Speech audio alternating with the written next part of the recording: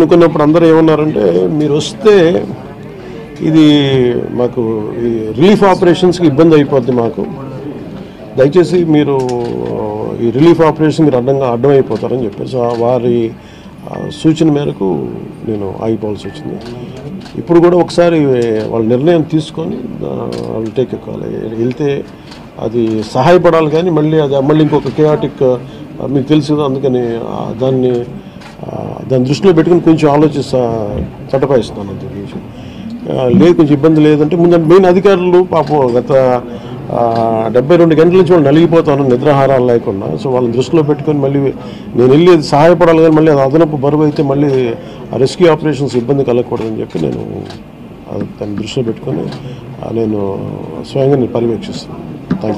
4 రోజులుగా పవన్ కళ్యాణ్ ఉప ముఖ్యమంత్రి రాలేదు, ఎక్కడ రాలేదని చెప్పి విపక్షాలు ఆరోపణ చేస్తున్నారు, బాధితులను పట్టించుకోలేదని చెప్పేసి ఆరోపిస్తున్నాయి. ఏం చెప్తారు? ఫిజికల్గా మీకు కనిపించడం పద్ధతి అంటే వాళ్ళు ఏమనుకుంటారు, నేను బోట్ వేసుకొని రెస్క్యూ చేయడం కుదరదు కదా, ఆ బాధ్యత లేకుండా ఎందుకంటే అది ఏంటంటే అనాలి కాబట్టి అంటే తప్ప ఎంటైర్ మీరు చూస్తే మా పిఆర్ మెషినరీ, మన పిఆర్ పంచాయతీరాజ్ మెషినరీ మొత్తం ఎంటైర్ వర్క్ చేస్తాము మా సైడ్ నుంచి.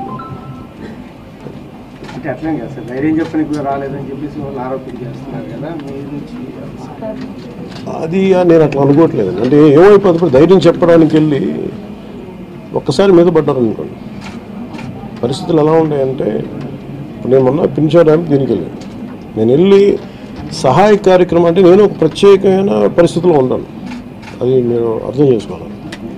ఇప్పుడు నేను వెళ్ళి కూర్చుంటే వెళ్ళిపోదని రెస్క్యూ ఆపరేషన్స్కి ఇబ్బంది కలగకూడదన్నది ఒకటే నన్ను ఆ సూచన ఒకటి నన్ను ఆపేదాను, అంతమించి వేరే అవ్వలేదు.